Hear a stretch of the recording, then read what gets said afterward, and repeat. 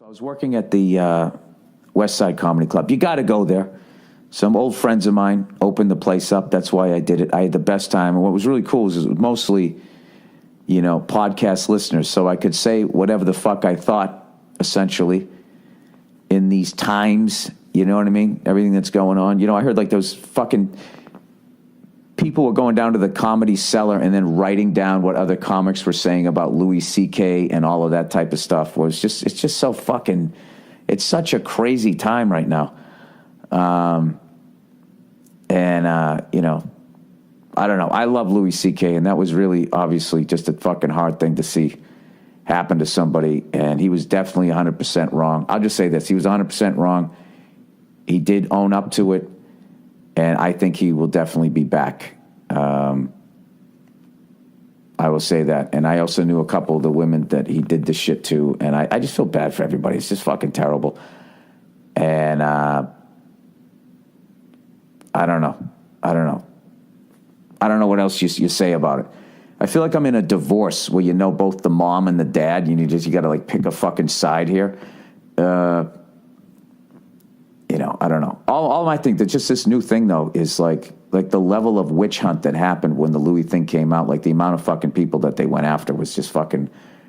It was like 6 degrees of Louis's dick. You know, to the point that even the fucking Huffington Post was even trying to like, you know, list people, the clients of the same manager that he had and stuff. Who, by the way, is one of the great people I've ever met in life. I stand by my fucking manager, and I'm never firing the guy. I've been with this guy since 2006. Dave Becky's one of the great people that I've met in this business. I love that guy. I'd still have him over my house for fucking dinner. Watching everybody just, I think I remember this happening 15 fucking years ago, and then watching everybody try to burn down this guy's life. It's just fucking ridiculous. People, this is America. You remember due process? Like, the whole thing is just like, it's fucking insane. I wouldn't be surprised if they're going after Louis C.K.'s mailman, saying, if you deliver his mail, you're part of the problem. You know, and it doesn't seem to be like there's any sort of like, you know, in the judicial system, where there's like, if you steal a bike, you get this sentence. If you rob a bank, you get this. If you kill somebody, if you kill a whole bunch of people, all the way up to the death penalty. Yeah, this kind of seems like it's become, it doesn't make a difference if it's sexual misconduct all the way to sexual assault / rape. You know, you're getting the exact same, like, level of punishment.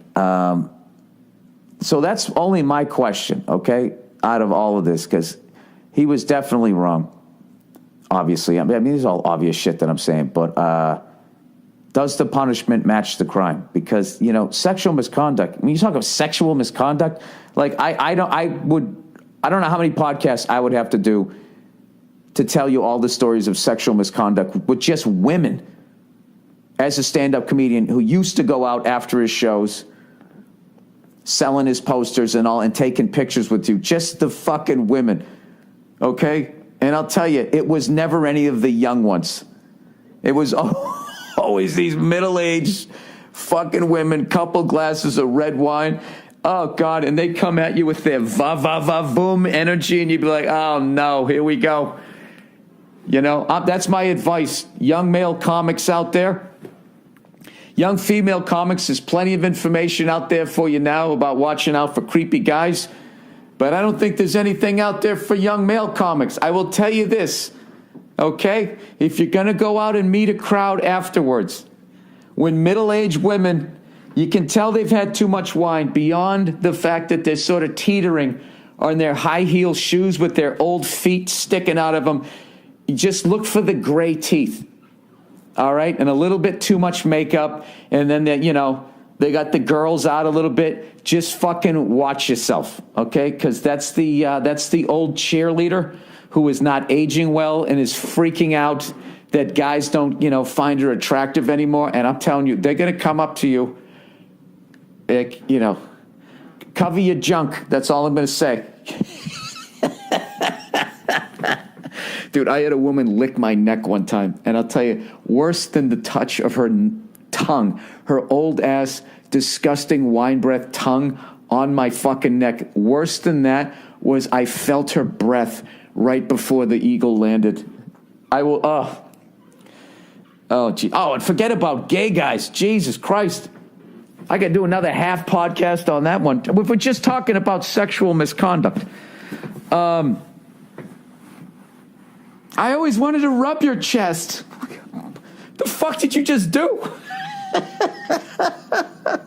I remember one time, and this is the thing about a guy. When it happens to a guy, it's just funny. Just for the simple fact that, generally speaking, you can overpower whoever the fuck is coming at you. I'm not a little boy.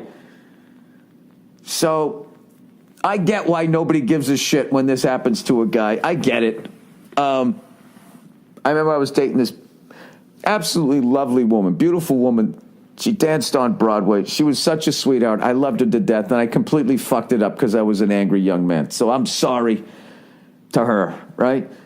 So she was dancing in this thing called Broadway Bears, which was like they used to do this thing to raise money. It was like a burlesque show. So it wasn't like this creepy titty bar thing. It was just, if you ever go to a burlesque show, which my wife took me to one to see that Dita Von Teese, I was just like, are you fucking kidding me? She's going to take me down here to go see, basically go to a rated PG-13 strip club?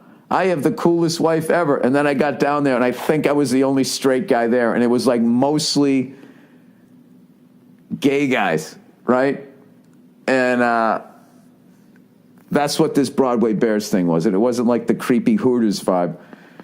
So it's actually better if there's a bunch of gay dudes there, because I always did that whole, I like Hooters, strip clubs, titty bars, and all that shit. It's just like, that's something that's like fascinating when you're like in your 20s, I think.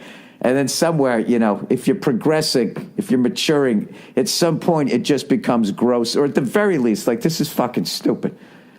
I want to go out and get laid. I'm going to sit here looking at naked women who aren't going to fuck me. This is stupid. While losing a ton of money paying for watered down drinks. What? No, I don't want to eat in here. You're in the sex industry. Get away from me. I want to order some food, right? So I go down to this Broadway Bears thing, right? And, there's all these, it's fucking hilarious. There's all these smoking hot women doing their dances and stuff. And then there's all these shredded dudes. So all the gay guys are going nuts about the dudes. And I'm looking at all these women going like, oh my God, right? Fucking dancer legs. They were incredible, right? Oh, by the way, they also were really talented. Right? So the fucking show ends. And I'm waiting for my girlfriend at the time to come out. And this fucking, out of nowhere, this guy came up and just smacked me on the ass. And it wasn't like it was like if you were playing football, it was good game. But at that place, it wasn't. This guy wanted to fucking hook up with me. Dude, he hit me so hard, like I almost fucking got whiplash. And I fucking turned around, and I can't say what I said to the guy. But I made it clear to him that I wasn't gay. And I'll never forget, he just like put his hands up and was like backing away. And I remember when he put his hands up, the dude had these fucking guns. And I was just like, I don't know what this guy's thinking right now, but if he wanted to do something, I don't know if there's anything I could do about it. I'll never forget his big, hairy, gay arms just coming out. Oh, I'm sorry, I just fucking... No, he didn't even talk like that. I'm doing like the hacky gay voice. He had just like a regular dude voice. And, oh, dude, I got a zillion of those. Fucking zillion of those fucking stories. If we're talking sexual misconduct here. And you know what's funny? Is the reason I stopped going out after my shows wasn't all of those fucking witches of Eastwick, drunk bitches coming up to me doing God knows what, right? Just crossing all kinds of fucking lines. Like you're literally like you're a cartoon character. What made me finally stop was that time the guy went to take the camera out to take the picture of his girlfriend or wife, and a loaded 9mm fell on the fucking ground. And it was right on the ground, and I should have kicked it away, All the episodes of Starsky and Hutch I watched, I didn't. I just froze. I pointed at the gun, and I went, dude, what the fuck? And I let him bend down and pick it up, and I just stood there. I've never felt more white in my life. You know what I mean? Just classic cul-de-sac, like, hey, Frank, I believe you dropped your pistol. Thanks, Bill. Blows my fucking brains out. Oh, you hear that? That's my alarm. I got up a little early. So, anyways, people, I think it's a great thing that all of this stuff is coming out because there's no way that women should have to be tolerating this. They've tolerated it way too long. But can we stop short here of then trying to literally destroy everybody around the fucking person over social media and no burden of proof whatsoever? These are like real people that you're going after, okay? You know? These people that are around these people that have done horrible things. They have wives, they have kids, they have families, they have mortgages, you know? And just willy-nilly, oh, somebody just said this on Twitter. It has to be true, and just pile on and blow on the ashes and try to turn it into a fucking inferno is also not right. Okay? And I feel really bad for my manager and what the hell he's going through right now. I really do. And I'm not going to be one of these fucking people. And I hate how this whole fucking day and don't say anything, man. It's not worth it. Don't say anything. So I'm just going to leave this guy who's been a friend to me for fucking 11 years, guided me through my career. My career went through the fucking stratosphere with this guy.